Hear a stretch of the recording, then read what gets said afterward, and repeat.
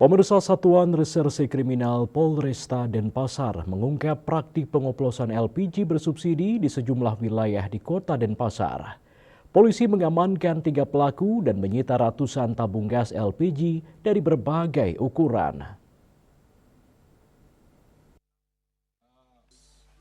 Pada praktek pengoplosan LPG bersubsidi ini, polisi mengamankan 3 pelaku diamankan yakni NA 48 tahun, KF 27 tahun, dan MP 56 tahun. Kapolresta Denpasar Kombes Polisi Leonardo Simatupang mengatakan pengungkapan kasus ini berawal dari patroli rutin yang ditingkatkan.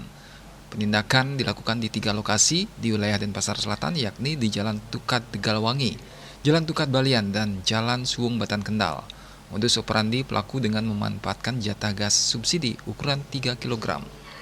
Gas tersebut dipindahkan ke tabung non-subsidi ukuran 12 kg dan 50 kg untuk dijual kembali dengan harga lebih tinggi. Dari hasil perhitungan, para pelaku memperoleh keuntungan sekitar Rp103.000 per tabung gas. Dilaksanakan penindakan dengan TKP di Jalan Tukat Tegal, ini Denpasar Selatan. Yang kedua di Tukat Balian, Denpasar Selatan. Yang ketiga di Jalan Suwung Bantan, ini juga di Denpasar Selatan. Adapun modus daripada para pelaku untuk LPG, mereka melakukan pengoplosan gas.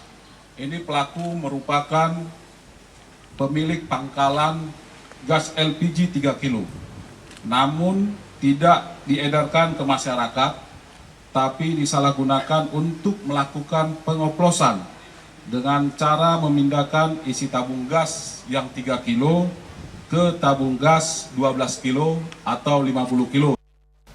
Dalam pengungkapan ini, polisi menyita sejumlah barang bukti antara lain 13 tabung LPG 50 kg hasil oplosan, 45 tabung LPG 12 kg, dan 212 tabung LPG 3 kg. Selain itu, diamankan berbagai peralatan seperti pipa, selang, dan alat congkel. Kapolresta menegaskan pihaknya akan terus menindak tegas praktik penyalahgunaan BBM dan LPG subsidi yang merugikan masyarakat. Rais Wantara, Bali TV.